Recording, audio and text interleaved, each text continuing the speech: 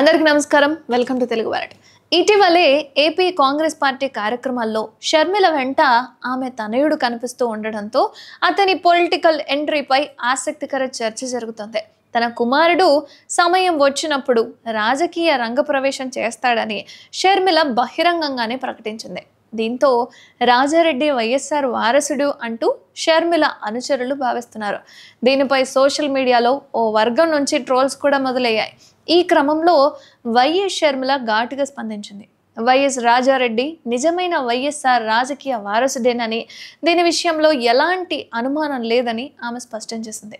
నా కొడుకు ఇప్పటి వరకు రాజకీయాల్లో అడుగు కూడా పెట్టకముందే వైసీపీ ఇంత గందరగోళం సృష్టిస్తుంటే ఇది భయమా లేక బెదిరింపా వాళ్ళకే తెలిసిన విషయం అని.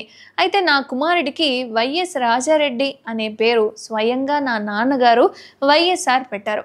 వైసీపీ ఎంత కేకలేసినా ఎన్ని అడ్డంకులు పెట్టినా ఈ పేరును ఎవరూ మార్చలేరు అని షర్మిల గట్టిగానే వార్నింగ్ ఇచ్చింది. ఇక చంద్రబాబు చెప్తేనే తన కొడుకుని రాజకీయాల్లోకి తీసుకొచ్చినట్లు ఓ వీడియోని మార్ఫ్ చేసి ప్రచారం చేస్తున్నారని, అది చూసి తనకు నవ్వొచ్చింది అని చెప్పుకొచ్చింది షర్మిల. ఇక ఉపరాష్ట్రపతి ఎన్నికల్లో జగన్ వైఖరిని టార్గెట్ చేస్తూ షర్మిల నిలదీశారు. వైఎస్ఆర్ జీవితాంతం బీజేపీ ఆర్ఎస్ఎస్లను వ్యతిరేకించారని, కానీ ఆయన కొడుకే ఆర్ఎస్ఎస్ అభ్యర్థికి మద్దతు ఇవ్వడం అవమానకరమన్నారు. ఇక రాజ్యాంగం గురించి లోతుగా తెలిసిన న్యాయ నిపుణుడు సుదర్శన్ రెడ్డికి ఎందుకు మద్దతు ఇవ్వలేదని జగన్ సమాధానం చెప్పాలని ప్రశ్నించింది. ఇక అదాని రిలయన్స్ వ్యవహారాలను ప్రస్తావిస్తూ షర్మిల విమర్శలు గుప్పించిందనుకోండి. అయితే వైఎస్ఆర్ మరణం వెనుక రిలయన్స్ కుట్ర ఉందని జగన్ చెప్పాడు.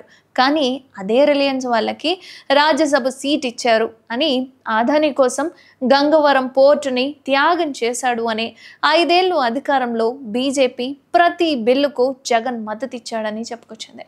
ఇక ఇప్పుడు ఏ ముఖంతో ఈ మద్దతు ఇస్తున్నారో జగన్ సమాధానం చెప్పాలి అని డిమాండ్ చేశారు. పక్క రాష్ట్రంలో బీఆర్ఎస్ నిశ్శబ్దంగా ఉండగా వైసీపీ మాత్రం బీజేపీకి ఓటు వేసిందని ఆమె మండిపడ్డారు. ఇక టీడీపీ జనసేన పొత్తు బహిరంగమేనని, కానీ జగన్ బీజేపీతో రహస్య ఒప్పందం చేసుకుంటున్నాడని షర్మిల ఆరోపించారు.